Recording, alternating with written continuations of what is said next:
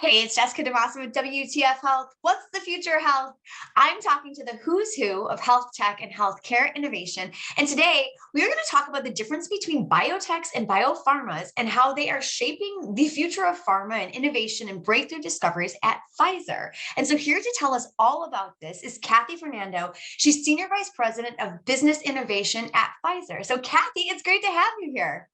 Thank you, Jessica. Appreciate the invitation and the kind introduction. Well, I'm excited to talk to you because after reading your background and all the very innovative things that you've been involved with through your career, mRNA, and now, just advancing the relationships between biotechs and biopharma and leading the relationship building that's really helped with drug discovery and vaccine discovery and all these novel therapeutic approaches. I'm so curious to talk to you and hear about how you guys are doing it. So kick us off though, before we get too far into this, because I have to admit, I needed to understand the difference between a biotech and a biopharma myself, so I had to read up on it. But like from you, I'd love to hear, what's the difference between those two types of organizations, and specifically, what are some of the nuances that we should be aware of with how they approach innovation? Yeah, it's a great question to kick us off, Jessica. And historically, people have really viewed them as different sources of innovation. And biotech companies have a little bit more focused on biologics, so antibodies or mRNA, and larger pharma companies have been more focused on chemical entities, small molecules, pills that we take. But now those lines are very much blurred, and you have pharma companies doing biologics and biotechs doing, new chemical entities. And there's also a lot of co-creation of innovation. They're not different parts of innovation anymore. There are a lot of collaborations between the two parts, and they're co-creating things together, which is great. So, in terms of like helping with breakthrough therapies, breakthrough vaccines, like all the novel stuff, the things that we all started to become a little bit more interested in and familiar with because of the development of the COVID-19 vaccine. I'm curious about like the unique maybe skill set or the unique value that a biotech brings to the table. You said the two organizations are partnering more than ever. What's the unique value that a biotech brings to the table in terms of that innovation process? And then similar question, what's the biopharma side bringing it to the table? Yeah, no, it's a good question. So I'll start out by saying biotech, the sector, is a great source of innovation. So last year, 58% of new molecular entities that were approved came from the biotech sector. So it actually exceeded the biopharma sector. Wow. So at Pfizer, we very much think about innovation right now agnostic to the source of the innovation. So we equally prioritize looking outside as looking within our four walls. Some things that are unique to the biotech community is they tend to be very good at going after a particular aspect of innovation. It could be a new technology platform or a new scientific approach, a new mechanism of action, and then going very deep. But because it is a emerging company, a small company, it doesn't make sense for the company to build out full end-to-end research and development and manufacturing capabilities. And so they often rely on partners, either vendors or pharma partners, in order to kind of bridge that gap. And I'd also like to share a great example of what a biotech pharma partnership can achieve. So when I think about what's top of mind for all of us right now, the pandemic, the COVID-19 vaccine, and the BioNTech Pfizer partnership. So in that case, each company brought something distinct and complementary to the table. And I don't think either company could have achieved in isolation what we did in partnership. So that's a great example for how, two companies from different innovation pots co-created something far greater. That's cool. Can I ask you to go a little deeper on that? Because I want to make sure I understand how that fits in with the context of your first part of the answer to that question. So when you said about biotechs that they're able to go very deep with like a new platform or a new mechanism, did that happen with the development of the COVID-19 vaccine? And if not, like, could you give us an example of what you mean by that? Like, what do you mean by a new platform or a new mechanism for discovery? And then I understand, I think the other side of it, the big biopharma side, where it's like, all right, now you have this, maybe this new technology, bleeding edge that got piloted and not piloted, but used in a novel way. And then it's like, now we can like, expand the ability for that reach and scale it up real quick with the biopharma side. But I'm curious more about that. What does that mean, a new mechanism or a platform? So I'll give you an example, a couple of examples that I think are really cool science. So one is sometimes, unfortunately, people are born with genetic errors in their DNA. And you actually have scientists now, and this came from the biotech sector, where they figured out that you can actually deliver enzymes that very specifically edit the error. And that's an example. And so what they came up with is these editing enzymes, and there are other biotechs that came up with ways to deliver the editing enzyme. And it has to be very specific because you don't want to edit random parts of a person's DNA. It has to be very targeted and very specific, or a whole host of issues could arise. But that innovation came from the biotech sector, and there are a lot of great companies sort of working on that. Another great example that is really cool science is when we had our biology classes in school, we always learned of the cytoplasm as just this, liquid, kind of homogeneous liquid in some sense, where, a lot of things happen inside a cell. But it turns out that there are these membraneless vesicles called condensates. And a lot of the action in the cell is sort of concentrated in these condensates. They're called biomolecular condensates. And very recently, some scientists were awarded a breakthrough prize, and this is by Mark Zuckerberg and others. They actually reward scientists for great breakthroughs. And biomolecular condensate, the pioneers in that, just received a breakthrough prize. And one of the founders at least has a biotech company. So that's another example where they went deep into a very specific area.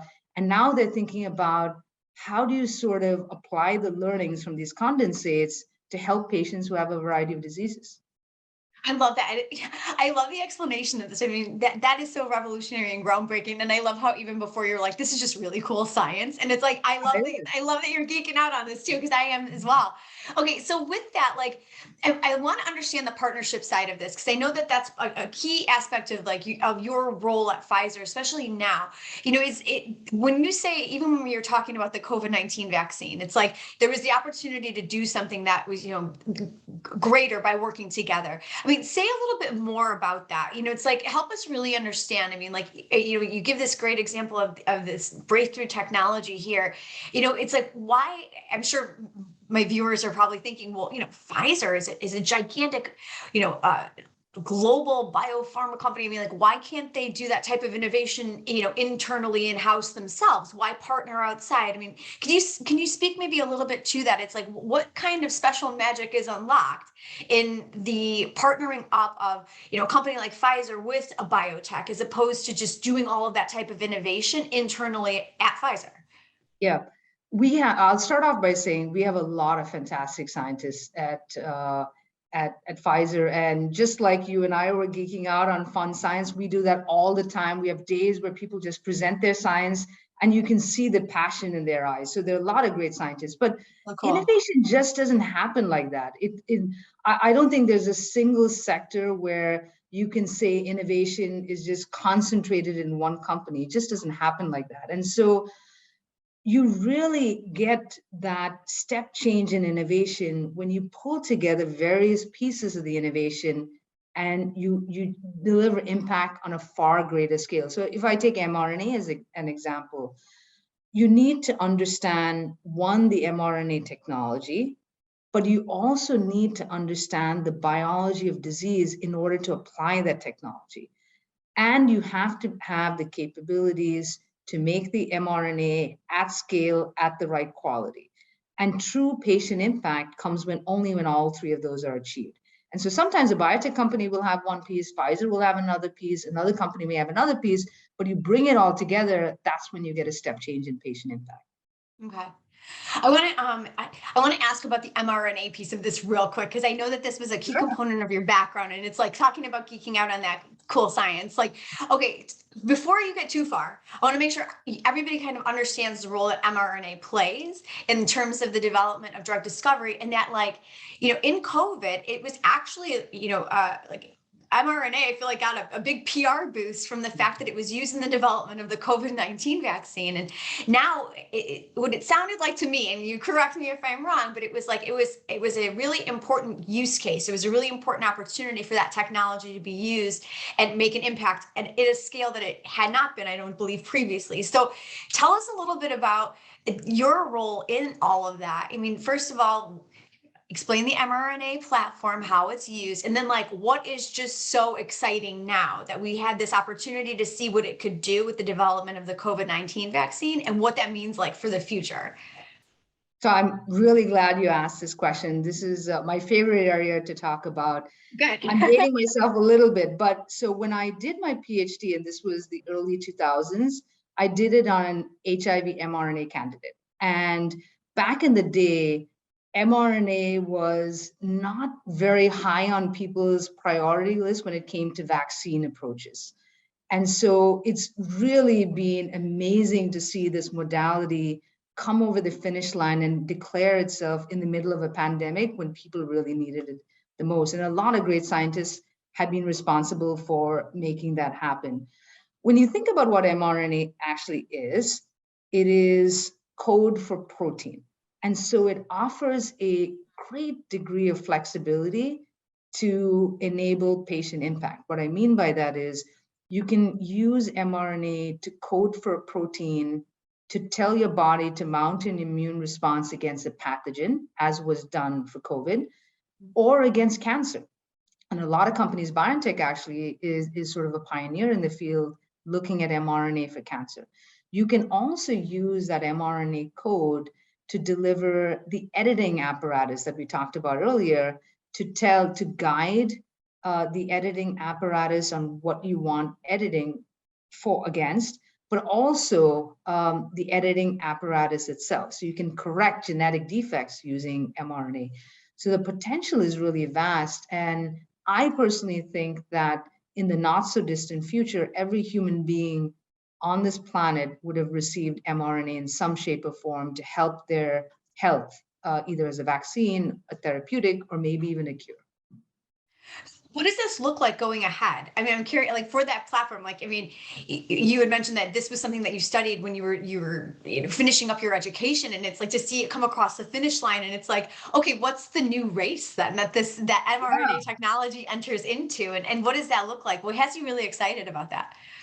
So when I think about the big step changes in mRNA, the first big step change was modifying the mRNA so that when you gave it to the body didn't mount an immune response to the mRNA itself. So previously, when you gave mRNA to a mice's hair would stand up because it was having a reaction to the mRNA itself. But now they modified it, so you don't have that. That was a big step change. The second big step change in mRNA was figuring out how to deliver it in a manner that didn't degrade it. You had to take the mRNA and put it in this fat bubble that protected it. And that was another huge step change. The big next step change for mRNA, and I can see you anxiously waiting for the answer, is being able to target that fat bubble to different tissues in the body. Because certain diseases are driven by certain organs or certain tissues, and you want mRNA to go there and not to other places where it can drive off-target effects. So the big step change is targeted delivery of mRNA is really going to open up a lot of opportunities. Okay, so Kathy, what's so exciting here as I'm hearing you talk is that it's reminding me that there isn't just one big blanket definition of innovation. I think we want to maybe think innovation and there's just like one way to do it. But what I'm hearing from you is that the biotechs are working at innovating in a different kind of place on the spectrum of innovation. They may be more early adopters. They may be more, piloting in or testing out new platforms and new mechanisms at a different part in the innovation cycle than those who might be further along. And everybody's still innovating, but they're just innovating in different ways. Say a little bit more about that for us, just so we can understand, that there's those different levels of perhaps innovation, and that there's a unique skill set that's coming from these different types of organizations, biotechs and biopharmas, that's contributing to the overall rise of our ability to discover, new breakthroughs. Yeah, so we're in the process of trying to think about different models to collaborate with biotech companies, because as I said, there's a lot of great innovation happening out there. And one thing we've decided to do at Pfizer is we have the same criteria now for assessing external innovation from biotech companies and whether we should license or partner with them as we do for our internal programs. And that's really important, to assess innovation agnostic of its origin. And so that's number one. Number two, there's been a great cultural change at Pfizer. So we worked with a Nobel laureate, Daniel Kahneman, several years ago to teach us about objectivity and how, because sometimes if you're working on a program for 5 years, that's your baby. And it's hard to take a step back and be objective and be the one to say that it's time to let it go because it's not working, right? And so he really helped us adopt this culture of objectivity.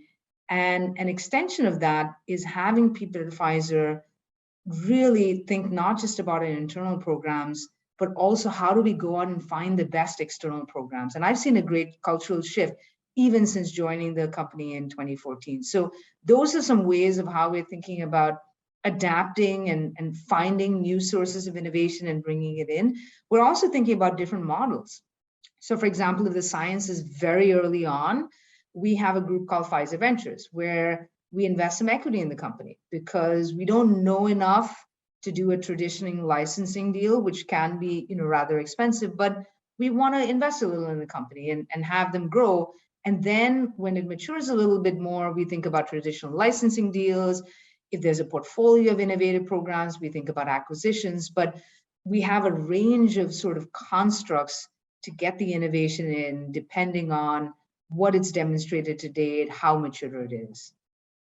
Well, you mentioned cultural shift, and you had mentioned too, evolving the different models of working with biotechs. I'm wondering, like, what else would you say that maybe either you personally or you feel like maybe Pfizer in its innovation culture has learned specifically from working with biotechs? Yeah, we've learned a lot about being nimble and not bureaucratic. So I remember talking to someone who's in a biotech company, and I said, how do you decide whether you want to progress a program? And he said, we just get into a conference room and we stay there for 3-4 hours, hash it out, and by the time we leave, a decision is made. And I thought, that's kind of great. Yeah, right. And so I think we're learning a lot in terms of how to work. I also think COVID has taught us a lot. Once you see firsthand the remarkable efforts of scientists and manufacturing colleagues to bring over the finish line such a high quality vaccine within 10 months, you redefine the art of possible. And so while there's certain things that you can only do in a pandemic setting because regulators, they move faster and all of these things that come only under a pandemic setting, there are a lot of things that we learned on how we can just do better and faster. And we've actually done a systematic review of what are the learnings from COVID and how can we replicate that more broadly in our portfolio.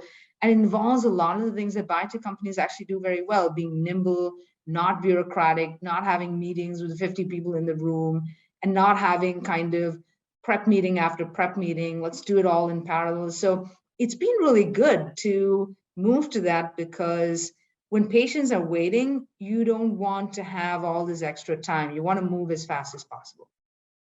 Perfect segue, Kathy, because the last thing I want to talk with you about is connecting the dots here from the science, the breakthrough innovations, the tiny little molecules, the stuff floating around in the cytoplasm of our cells. Connect that to the patient. What does all of this end up doing when you think about, taking those innovations, developing them, bringing them to market? What's the ultimate, value and benefit to the patient, particularly if you can speak to the fact that now you maybe can do this a little bit more quickly by exploring some different ways to partner with other organizations? Yeah. I can think of, at least for me personally, there's no industry on this planet that's more important than a person's health.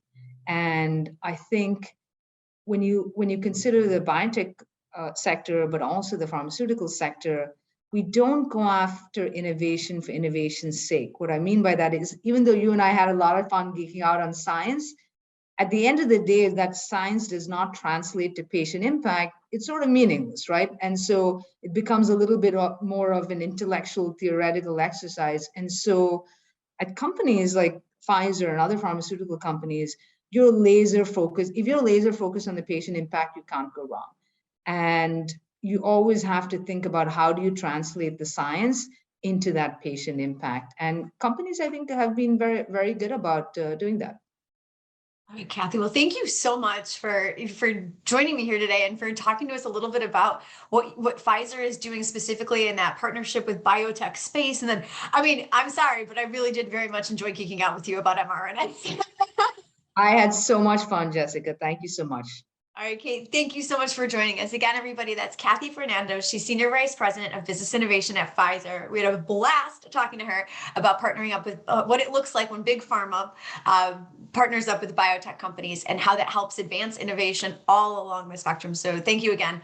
I'm Jessica DeMassa. For more interviews with the who's who of health tech as they are shaping the way that we do healthcare, head on over to my YouTube channel. It's youtube.com/WTF Health. We'll talk to you guys really soon. Kathy, take care. We'll talk to you later. Take care. Thank you.